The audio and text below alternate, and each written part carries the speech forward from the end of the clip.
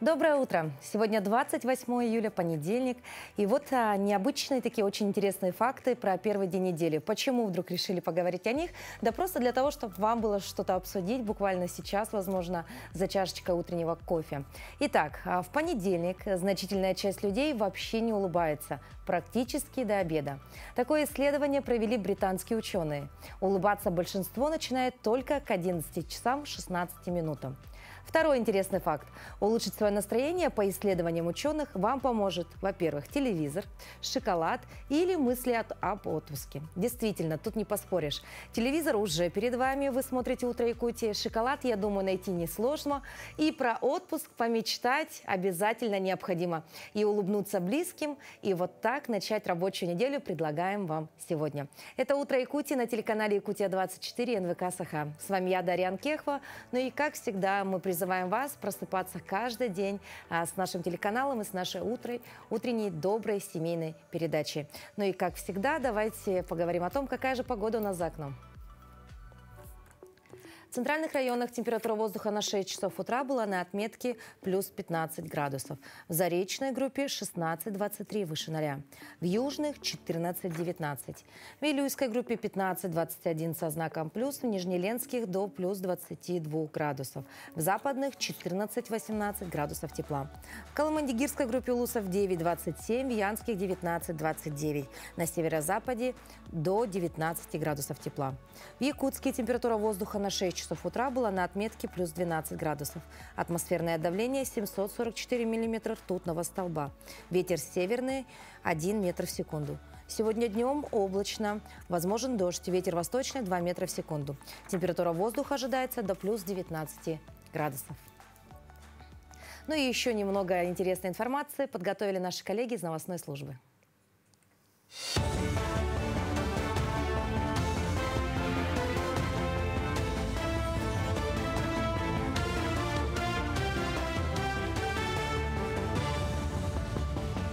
Доброе утро. Расскажем об актуальных новостях к этому часу. Глава Якутии встретился с жителями пострадавших от паводка сел в Аймяконском районе, выслушал их обращения и предложения. 26 июля Айсен Николаев совершил облет Аймяконского района, пострадавшего от дождевого паводка. На сегодняшний день вода в населенных пунктах ушла, начатые аварийно-восстановительные работы. В нормативное состояние приводится дорога регионального значения Аймякон. Ее планируют восстановить до 2 августа. Продолжается прием заявлений на получение материальной помощи. Первые выплаты уже начали поступать. Наибольший ущерб паводок нанес селу Аймякон. Полностью разрушенные 5 частных домов. Капитального ремонта требует еще 110 жилых домов.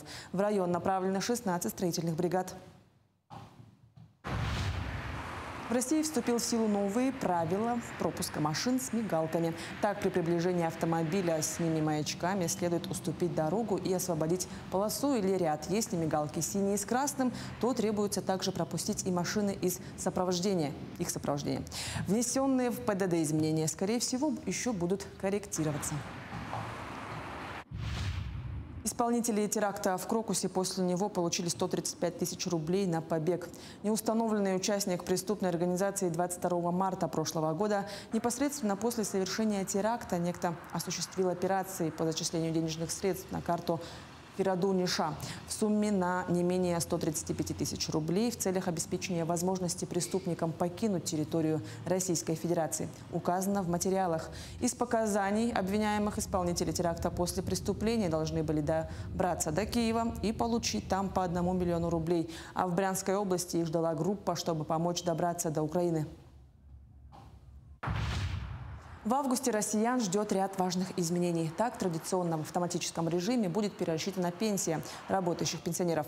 Заработают новые правила для несовершеннолетних с 14 лет. С 1 августа они смогут открывать счета в банках только при письменном согласии их законных представителей.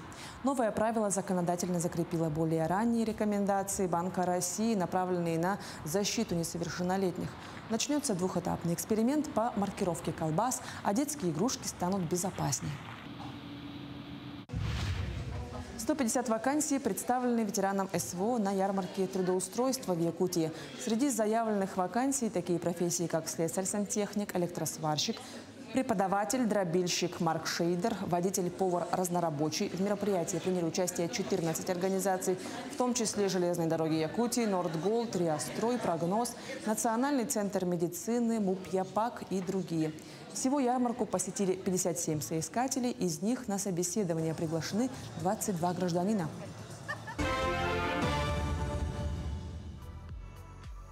Ну а сейчас давайте перейдем к нашей уже традиционной утренней зарядке. Эти занятия вообще в целом, конечно же, способствуют нашему утреннему пробуждению, а вот занятия йоги способствуют пробуждению организма без стресса. Выполнение асан ускоряет кровоснабжение мышц и внутренних органов, обеспечивая их кислородом.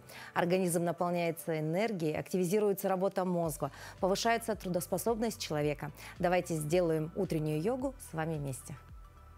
Всем доброе утро, меня зовут Виктория Чиннова, я сертифицированный тренер по йоге. И сегодня мы с вами сделаем бодрящую зарядку-разминку. Во-первых, можно начать с массажа мячом. Если у вас есть обычный теннисный мячик, вы можете сделать такой бодрящий массаж стоп. Для этого нужно промять все стопы и прокатить мячик по всей стопе на одной. И то же самое сделать на второй ноге. Теперь приступим к самой разминке. Становимся в тадасану, ножки параллельно друг другу, стоим ровно, коленки подтягиваем, бедра подтягиваем. Таз направляем вперед. Поднимаем ручки вверх, вытягиваемся. Ставим ручки верхние намасте и вытягиваемся назад, а таз тянем вперед. Затем, опускаясь, можно согнуть коленки и притянуться животом к бедрам, а опуститься вниз ручками либо положить на коврик, либо положить под икры. Отлично. Следующее. Становимся ближе к краю коврика, отшагиваем левой ножкой назад, правая ножка остается у нас спереди. Угол соблюдаем 90 градусов, либо чуть больше, но меньше нельзя. 90 градусов. Поднимаем ручки вверх, вытягиваем позвоночник вверх, таз подтягиваем вперед. Наклон назад, вдох. С выдохом сильная становится задняя ножка, вытягиваем ручки вперед, живот ложим на бедро. Отлично. Затем правую ручку на колено, перед собой и вытягиваем левую ручку вверх, вдох, задняя ножка сильная, выдох. Возвращаемся, подшагиваем левой ножкой вперед. Отлично. Восстанавливаем дыхание. То же самое на другую ножку, вдох, таз вперед, с выдохом наклон вниз. Отшагиваем правой ножкой назад, угол 90 градусов. Поднимаем ручки вверх, наклон назад, таз вперед. Вытягиваем ручки вперед, ложимся на бедро, задняя ножка становится сильнее. Левая ручка на колено. Ставим перед левой стопой и поднимаем ручку правую вверх к потолку. Вдох и выдох. Отлично. Возвращаемся в исходное положение. Значит, становимся по центру коврика, ножки чуть пошире, пальчики заворачиваются вовнутрь, ножки параллельно друг другу. Стоим удобно, таз подкручиваем вперед, ручки поднимаем вверх, вдох, с выдохом наклон параллельно полу. Правая ручка идет у нас на левое колено, левая ручка разворачивается к потолку, плечи от ушей назад, вдох. С выдохом мягко меняем положение. Левая ручка на правое колено, правая ручка вверх. Вдох, выдох. Отлично. Возвращаемся на место. Собираем ножки. Вот уж кто точно делает зарядку, так это сотрудники МЧС. Да, согласно приказу, они обязаны выполнять утреннюю физическую зарядку. А спортивная подготовка играет первостепенную роль в их работе. От физической силы, ловкости, смелости сотрудника МЧС часто зависит судьба человека, которому требуется помощь. Совсем недавно более 30 участников из 3 муниципалитетов соревновались по пожарно-спасательному спорту. Они проходили на территории 52-й пожарной части в селе Троицкое. Кто стал лучшим, знает Валерия Чен. Стать пожарным – мечта многих мальчишек в детстве, а кто-то ее уже воплотил. На соревнованиях по пожарно-спасательному спорту собрались представители 8 команд из Александровска-Сахалинского, Холмска и областного центра. Участники проходили усиленные тренировки, чтобы достойно представить свою часть. Да, у нас проходит и подготовка и в рамках дежурного КРО, в рамках профподготовки, физической подготовки, а также свободное от службы время. Мы привезли сюда не одну команду, а их будет несколько команд. Даже на месте проведения соревнований участники не дают себе отдохнуть и активно разминаются перед забегом. Важно проверить и свое снаряжение. Испытания у пожарных не из простых. Здесь на счету каждая секунда. Необходимо быстро перелезть через забор, пробежать по буму и подняться на 4-й этаж здания. Полученные здесь навыки могут пригодиться в реальном пожаре. В практической деятельности были случаи спасения пострадавших, там, условно говоря, с горящего дома, со 2-го, с 3-го этажа. И иногда приходилось использовать этот прием. То есть пострадавшие спускались благодаря штурмовой лестнице. Как и в любом виде спорта, здесь присутствует и группа поддержки. Пожарный на пенсии, мастер пожарно-спасательного спорта Рустам Байтимиров, 3-кратный чемпион первенства Дальнего Востока. Сегодня пришел с сыном, который собирается идти по стопам отца. Дамир молодец. Тоже с ним занимаемся, тренируемся. Ему нравится. Именно учебная башня легко дается. Видать, гены сказываются. По итогам соревнований лучшими стали участники из 1-й пожарно-спасательной части Южно-Сахалинска. Позднее пройдет отбор, и из сильнейших соберется команда, которая представит область на межрегиональном этапе. Валерия Чен, Дмитрий Протасов, телекомпания ОТВ.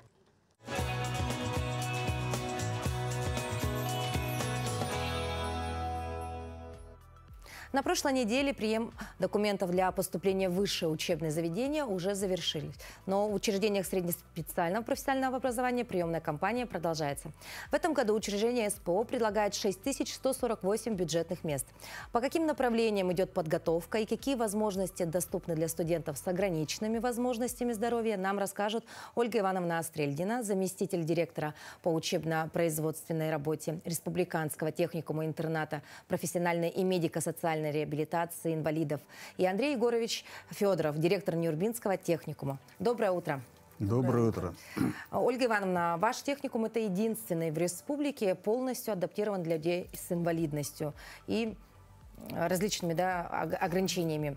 Какие категории людей с инвалидностью вообще могут поступить к вам и какие специальности могут получить ребята? На 25-й год мы принимаем по таким специальностям среднее профессиональное образование. Это на базе 9 класса на графического дизайнера, срок обучения 2 года 10 месяцев. На базе 11 класса принимаем на социального работника, документационное обеспечение, управление и архивоведение.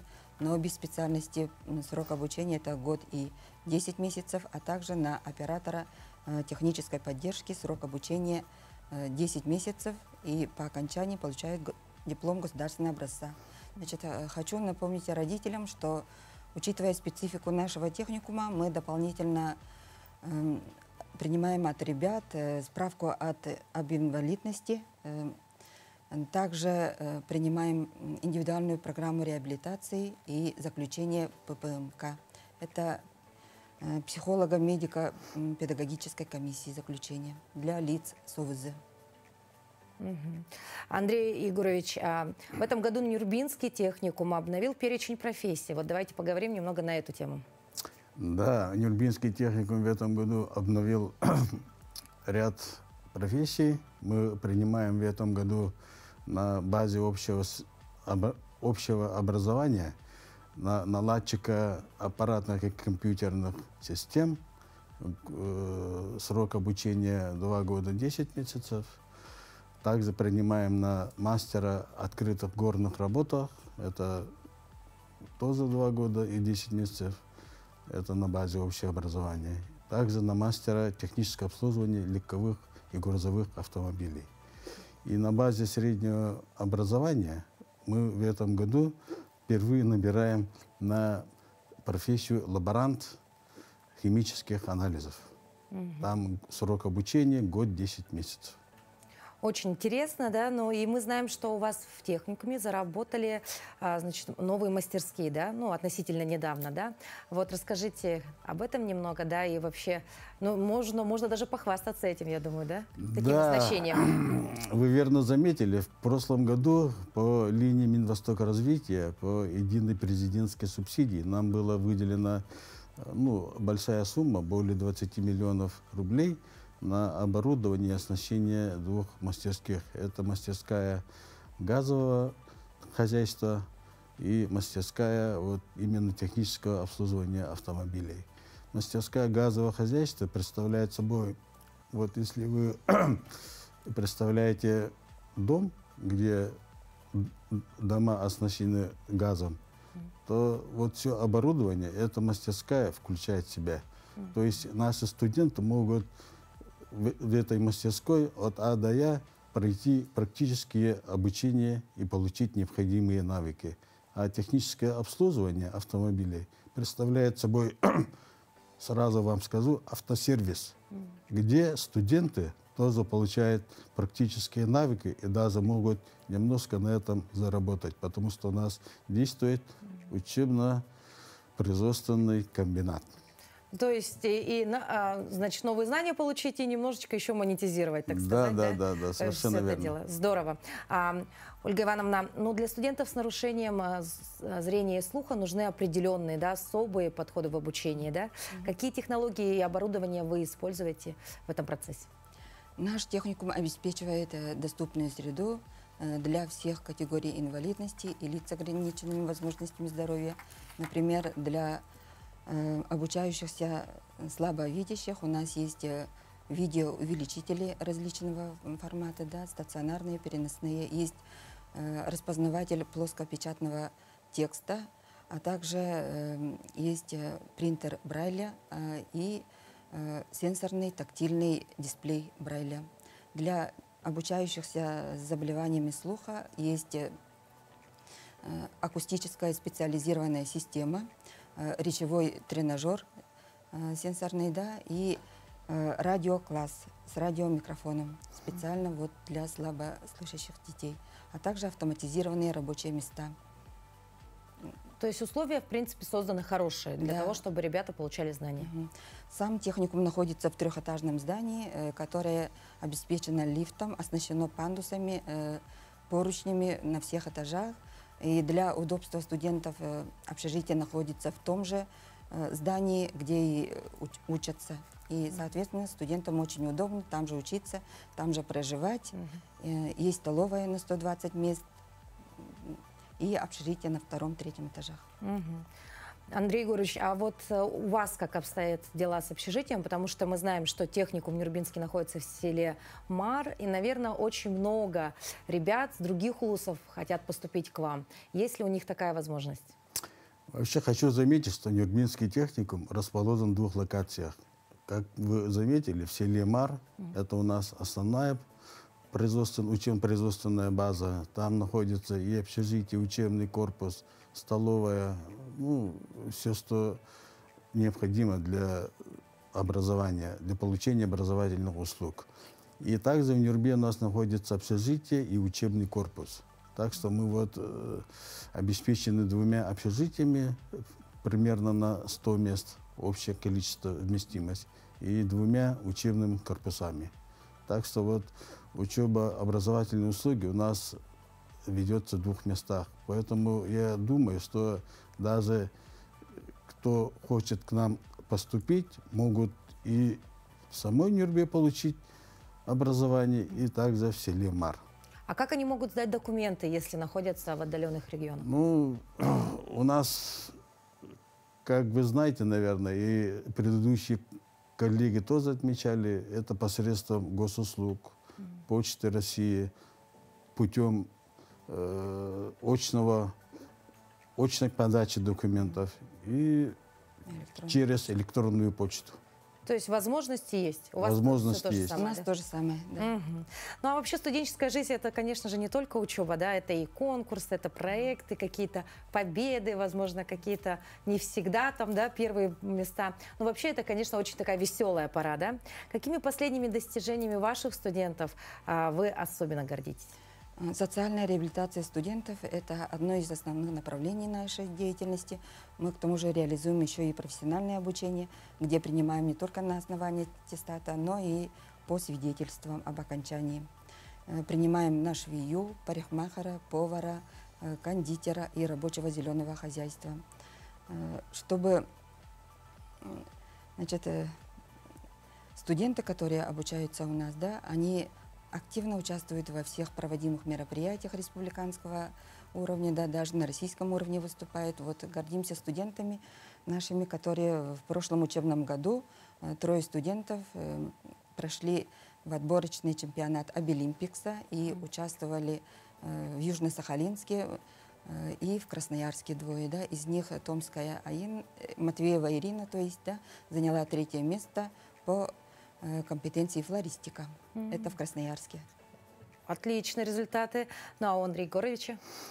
Ну, у нас тоже есть небольшие успехи, так скажем, на республиканском уровне. Так наши студенты ежегодно участвуют в профессиональных конкурсах. И в прошлом учебном году один наш студент занял 2-е место по компетенции машинист бульдозера. Это было в марте месяце в Хандыге на базе горно-геологического техникума. Также наши студенты активно принимают участие, как бы сказать, в научной деятельности.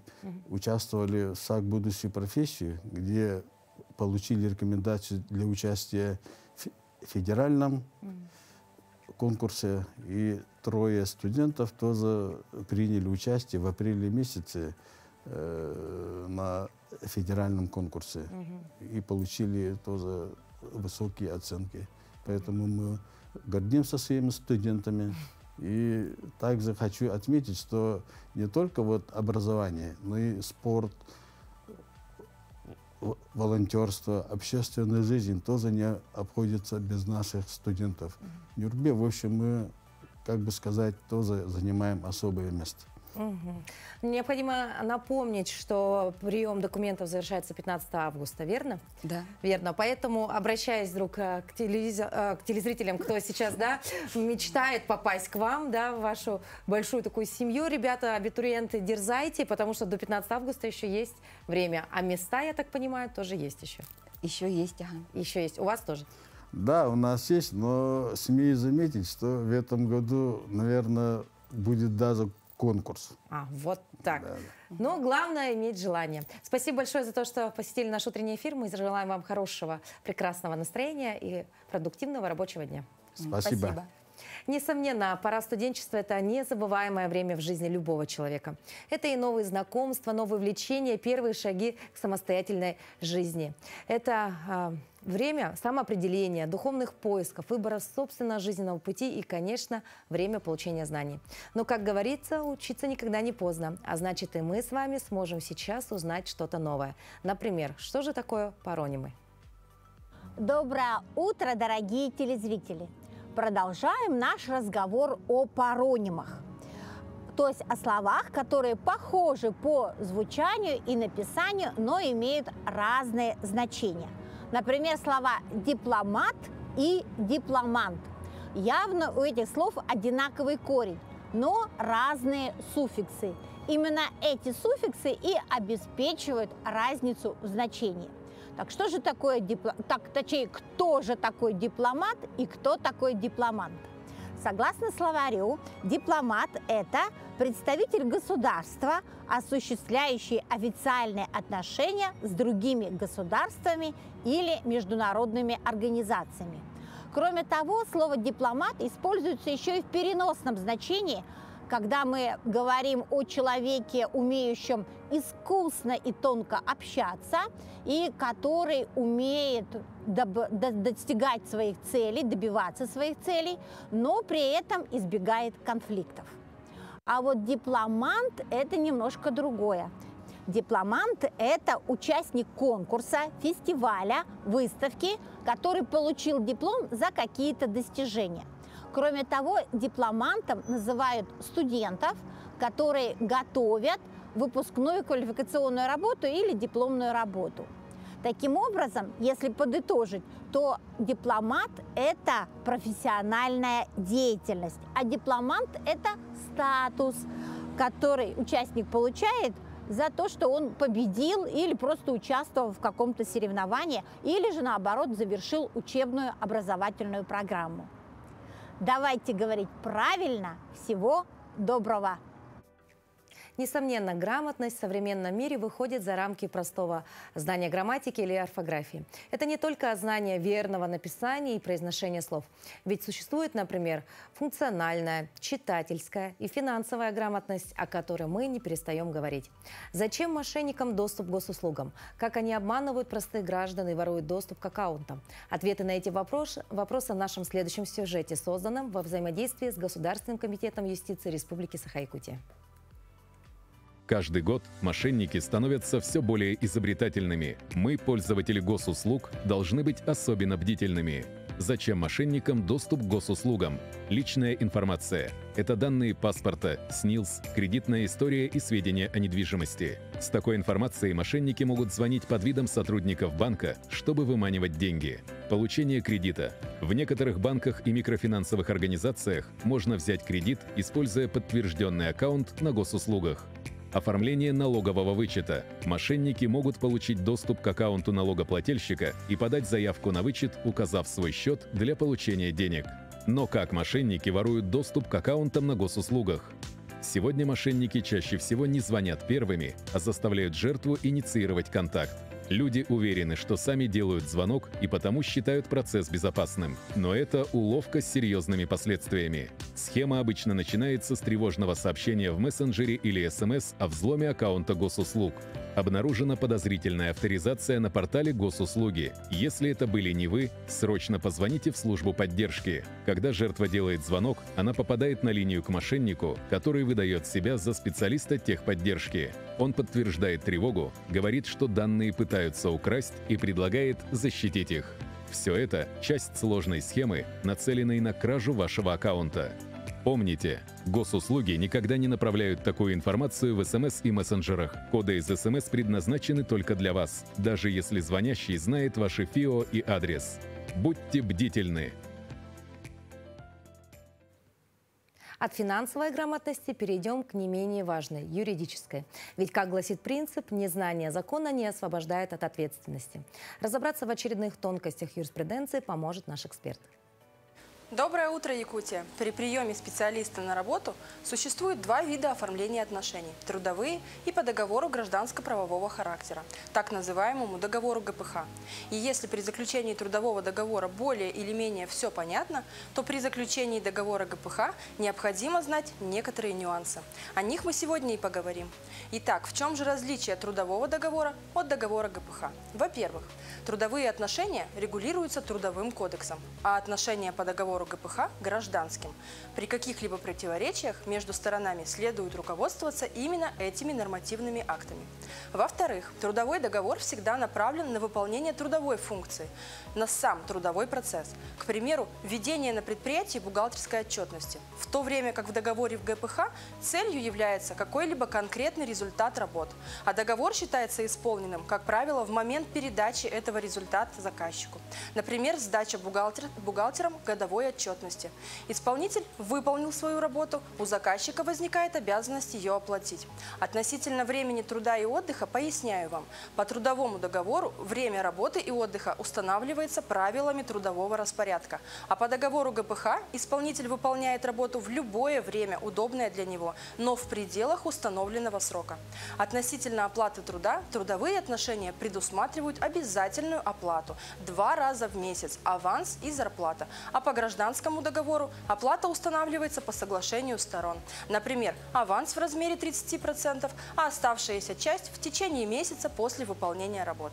Зачастую трудовой договор заключается бессрочно, а работник принимается на работу постоянно. В договоре же ГПХ абсолютно всегда прописывается срок. Трудовые гарантии, больничные, отпуска, компенсации предусмотрены только по трудовому договору. Однако при заключении договора гражданско-правового характера есть и свои плюсы. Это простота оформления, при устройстве не требуется прохождение медкомиссии, подтверждение своей квалификации. Кроме того, исполнитель самостоятельно решает, в какое время ему удобно работать. Это определенная гибкость, которая позволяет в любое время отлучиться с места работы по своим личным делам. Исполнитель по договору ГПХ также может заключать несколько таких договоров с несколькими заказчиками. Немаловажен и тот факт, что работа по гражданскому договору засчитывается в страховой стаж, а заказчик обязан платить за вас страховые взносы в социальный фонд и систему обязательного медицинского страхования. Как видим, отличия между этими двумя договорами существенны. У каждого есть свои плюсы и минусы, поэтому вы вправе самостоятельно решать, какой вид оформления вам подходит больше всего. На этом все. До новых встреч. И если не знаете, как поступить, поступайте всегда по закону. 28 июля ежегодно отмечается День загадывания желаний. Считается, что желания, загаданные сегодня, непременно сбудутся. Главное правило – оно должно быть действительно важным. Загадать можно желание, глядя на падающую звезду, бросая монетку в фонтан, либо запуская в воздух надувной шарик или фонарик с привязанной бумажкой, на которой написана мечта. Еще один ритуал – можно зажечь свечу и пристально смотреть на нее продолжительное время. Потом закрыть глаза, задумать желание и задуть свечку. А вот какими еще датами и событиями отмечен этот день в календаре, узнаем далее. На календаре 28 июля. Сегодня день крещения Руси. День пиар-специалистов России. По народному календарю Кирик и Улита. В русской народной традиции день Кирика и Улиты считался серединой лета. Говорили, что в этот день солнце светит особенно ярко. Это, кстати, связывали еще с одним святым, которого поминали в этот день – Владимиром, крестителем Руси. Женщины праздновали день матушки Улиты, называли ее своей заступницей. Бабам полагалось как можно лучше отдохнуть. Этот день в истории. 1586. В Англию впервые привезены клубни картофеля. 1858. Отпечатки пальцев впервые использованы в криминалистике. В 1914 году в этот день началась Первая мировая война. В 1944 Брест освобожден от фашистских войск. В 1958 28 июля в Москве открыт памятник поэту Владимиру Маяковскому. В этот день родились Сергей Булгаков, русский богослов, философ, православный священник; Владимир Шнейдеров, советский путешественник, режиссер, телеведущий, народный артист РСФСР; Владимир Басов, советский кинорежиссер, актер, сценарист, народный артист России; Инна Макарова, советская российская актриса; Жаклин Кеннеди, первая леди США; и Марианна Вертинская, советская российская актриса театра и кино, заслуженная артистка РСФСР. Именины сегодня отмечают Василий, Владимир и Петр.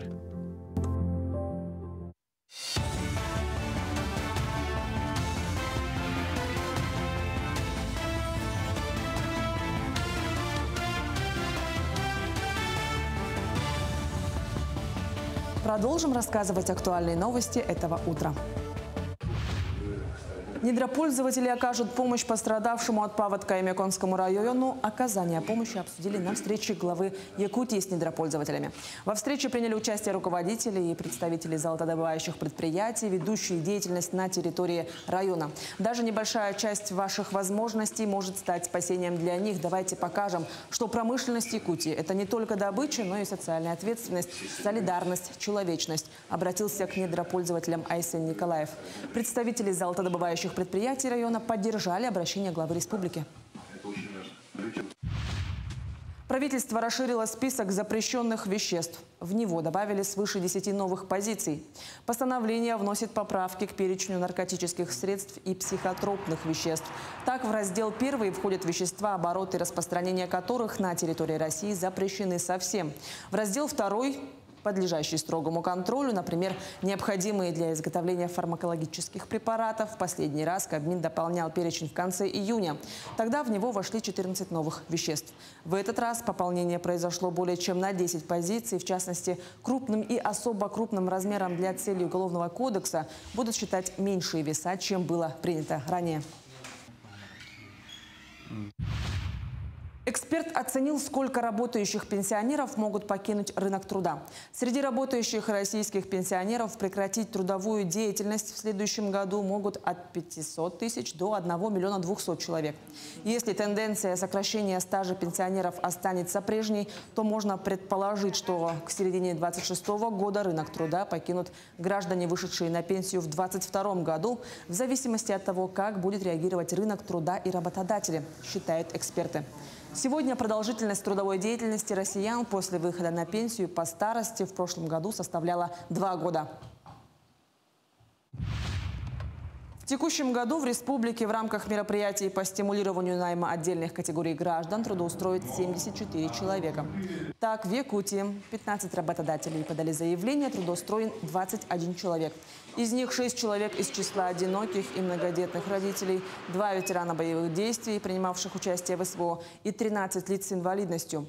Граждане трудоустроены по следующим направлениям: добыча полезных ископаемых, обеспечение электрической энергией, газом и паром, кондиционирование воздуха, водоснабжение, водоотведение, организация сбора и утилизации отходов, деятельность по ликвидации загрязнений, транспортировка и хранение.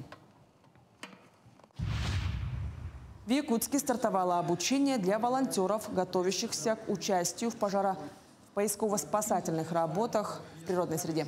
Добровольцы начали с изучением теоретических основ, включая правовую базу, организацию штаба и особенности различных видов поиска. Во второй части программы планируется практическая часть – обучению оказанию первой помощи, эвакуации и непосредственно учебно-тренировочный поиск условно пропавших в районе Чучур-Мурана. В обучении принимает участие около 30 добровольцев. Мы проводим их уже второй раз. Первые были это в Нерюнгри пару лет назад. Мы поедем на место проведения учений за город, в природную среду. И в условиях, приближенных к реальным, мы будем проводить уже, закреплять эти навыки именно на учениях. То есть будет условно несколько пострадавших, которых надо будет найти в природной среде и помочь им с первой помощью оказать, эвакуировать, доставить домой. К этому часу это вся актуальная информация. До встречи в эфире. Якутия манит туристов со всего мира своей уникальной природой и культурой. Мы пообщались с Сильвано Джуни, швейцарцем, который изучает Россию не по путеводителям и не из окна экскурсионного автобуса, а по-настоящему, через ее дороги, природу, а самое главное, через людей. Сильвано много лет делился своими открытиями в социальных сетях, а теперь представил книгу «Жизнь предлагает нам загадочные встречи». Почему именно Сибирь? Что он искал и что нашел здесь, в том числе в нашей любимой Якутии. Подробнее в интервью, что мы записали накануне.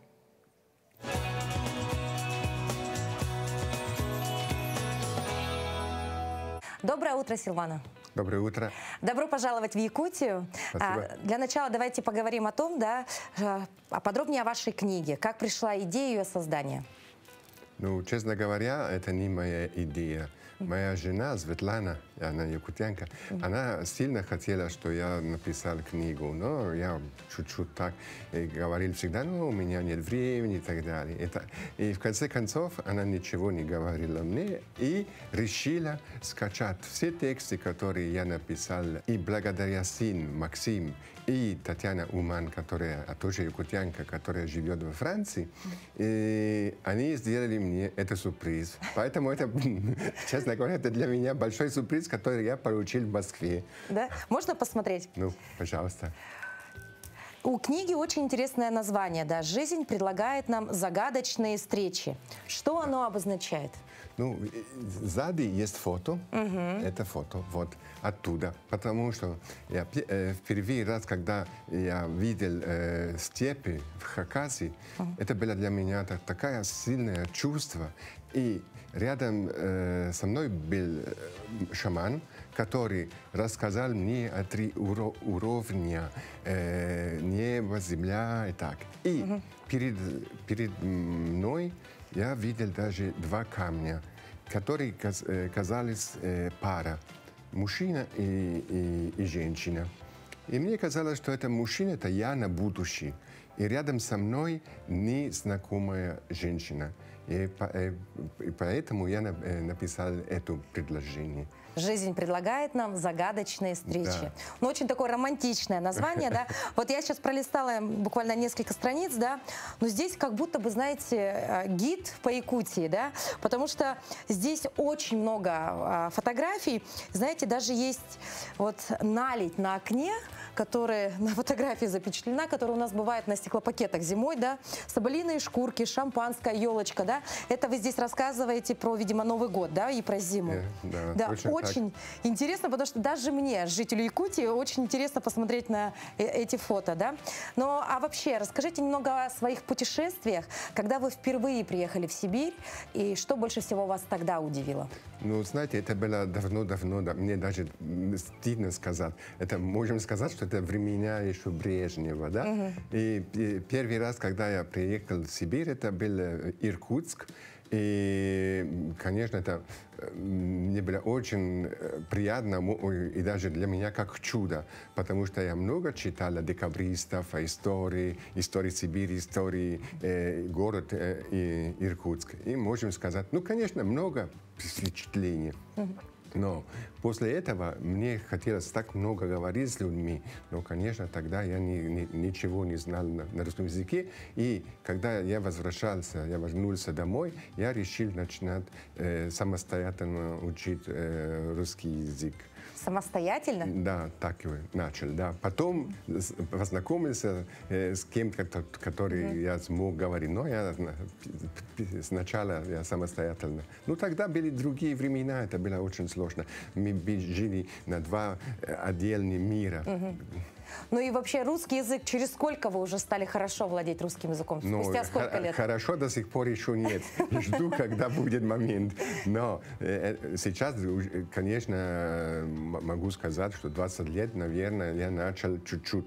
И последние 9 лет, потому что я познакомился с Светланой. Это якутянка, которая моя жена. То есть последние 9 лет уже хорошо владеете русским языком, да? Более-менее. Хорошо, давайте вспомним ваш первый приезд в Якутию. Вот тогда что вас больше всего впечатлило? Ну, конечно, культура, которую я прочитал итальянский антрополог, который написал. Но, честно говоря, что мне больше всего удивился, это расстояние. Можно, я шел на пароходе до Тикси, и потом даже на такси до Мирного, и можно ехать, и идти, и никто. Это просто не верится. Так. Ни одной души, да, не встретишь? Да, никого, да? Нет, абсолютно, да. Это для меня удивительно, потому что в Европе совсем не так. Не так, да. А зимой уже побывали у нас в Якутии? Да, несколько раз. Минус 50? Минус 50, мой максимум, думаю, минус 52, да. Да, и мне случилось, что я терял путь, потому что туман был. И думал, ну, слава богу, есть 2 ГИС. Я взял телефон, после минуты 2 ГИС пропали. Перестала работать, да? Хорошо. Ну, а какая встреча в Сибири показалась вам самой загадочной или, возможно, необъяснимой? Ну, конечно, даже это здесь я смог бы говорить много случаев. Но самая загадная встреча, конечно, была, когда я нашел свой камень. Да. который я видел в Хакасии. Да вы что? Это моя жена Светлана. Вот так. Но это необъяснимая загадочная встреча, да? Ну, а если бы друг из Швейцарии спросил, зачем мне ехать в Сибирь? Что бы мы ответили, ну вот в одном предложении. Вот зачем сюда ехать? Да, об этом я написал, потому что я ожидал такой вопрос, и мне чуть-чуть сложно. И это очень короткое предложение, это чтобы подвергать сомнению собственные убеждения. Очень философский подход, да? Здорово, да? Хорошо, после такой книги, куда теперь хочется поехать, остаться в Сибири, возможно, открыть новые места? Какие планы? Ну, видите, Сибирь для меня сейчас это почти как второй дом. И тогда я больше не путешествую в России, просто я чувствую себя дома и все. И думаю, что я хотел еще из Якутска ехать до Магадана. Это был мой проект. Но сейчас, не знаю, наверное, я хочу путешествовать в Срединной Азии, на бывшей стране СССР. Да. То есть еще идеи, да, ну, и, соответственно, да, думаю, есть. еще одна книга будет, да, уже немножко на другую тему. Может, видимо, тогда я сам напишу. Уже сам, да? То есть не будут вам помогать, уже сами знаете, как должно работать. Хорошо, но вот вы говорите про путешествие на Магадан, все-таки на автомобиле, может быть, на велосипеде, пешком, как? Нет, на велосипеде это не для меня. Я знаю, что был это Лоренцо Барони, который он сделал, но это не для меня. Нет, на машине, наверное. Сильвана на машине поедет, да? Хорошо. Ну и вообще вот еще такой момент. Как всегда мы спрашиваем, да, у многих гостей, кто приезжает к нам, как вам якутская кухня? Кухня? Кухня, да. Ну, кухня. Ну, конечно, это необычная кухня, настоящая, потому что есть и русская, и якутка, да? Якутка совсем не настоящая. Но это очень для меня просто понять, почему такая кухня, потому что надо думать тогда на прошлое, когда здесь, наверное, не были возможности найти овощи и так далее. И поэтому это очень много мяса и очень много рыбы, да, и это индигирка и так. Но, надо сказать, странно, сегодня мне нравится. Нравится? Да, впервые мне, ну что это? Так, раньше не нравилось, да? Ну, это было чуть странно, конечно, но сейчас нравится, да. Хорошо, и еще момент такой. Все-таки Якутия для вас красиво зимой или летом? Ой, сложно это вопрос. Ну, это совсем разные впечатления, потому что летом я очень люблю здесь, в городе Якутске, ходить пешком. Ходить, думать, смотреть. А зима, это, конечно, это чувство чуть-чуть экстрим. Да? Это жить полный год в Якутске, даже зима, и так не знаю, потому что, конечно, это очень сложно. Сложно, да? Сильвана, мы благодарим вас за то, что посетили наш утренний эфир. Мы не прощаемся с вами, да? Я думаю, вы еще не раз вернетесь к нам в Якутию. Как вы уже сказали, это ваш дом, собственно, да? Большое спасибо. Желаю вам творческого вдохновения. Пишите, созидайте, путешествуйте, рассказывайте людям. Ну, а я думаю, ваш читатель обязательно найдет в вашей книге что-то свое, частичку себя, частичку своей родины. Спасибо вам еще раз. Желаем вам всего самого наилучшего. Спасибо.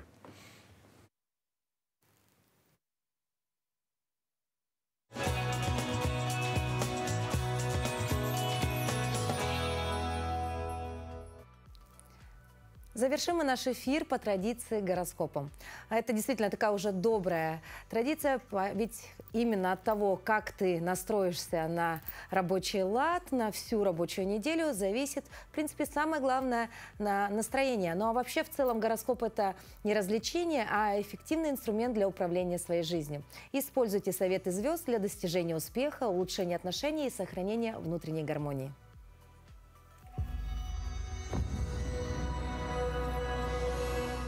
Овен. Овнов ожидает активная неделя, насыщенная делами и встречами. Стоит прислушаться к интуиции. Она поможет отличить важное от второстепенного. Не поддавайтесь импульсам, особенно в финансовых вопросах. В личной жизни лучше не давить на партнера. Мягкость сыграет на руку. Телец.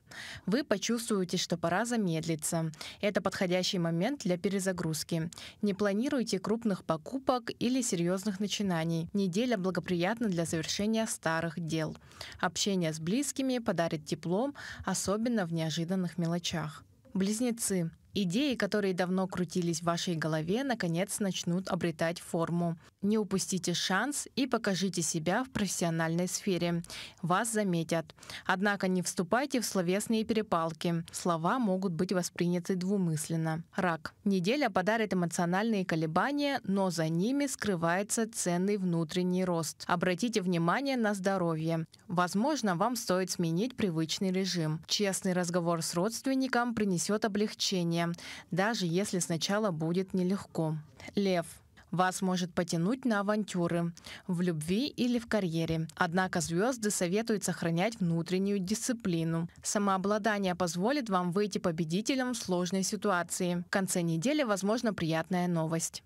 Дева. Распорядок начнет давать сбои, но не стоит волноваться. В хаосе тоже есть возможности.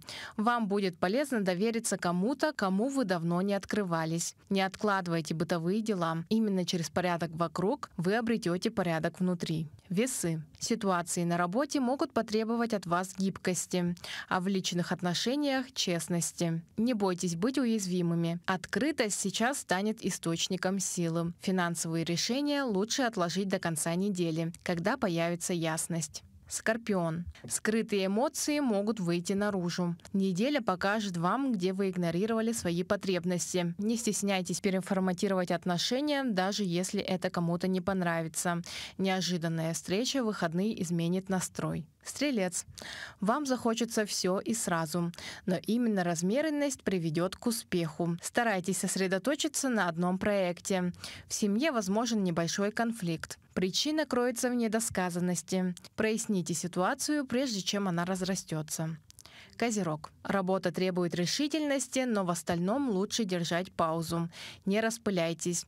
Ваше внимание может понадобиться пожилому родственнику. Проявите заботу. А в конце недели будет повод для гордости, связанный с усилиями последних месяцев.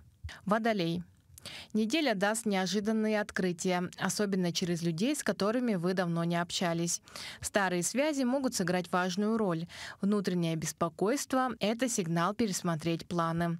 Вам пойдет на пользу спонтанная поездка. Рыбы. Вы станете особенно чувствительны к словам и настроениям окружающих. Важно защитить свое пространство, не замыкаясь при этом полностью. Также на этой неделе вам может поступить нестандартное предложение. Не отмахивайтесь сразу, дайте ему шанс раскрыться.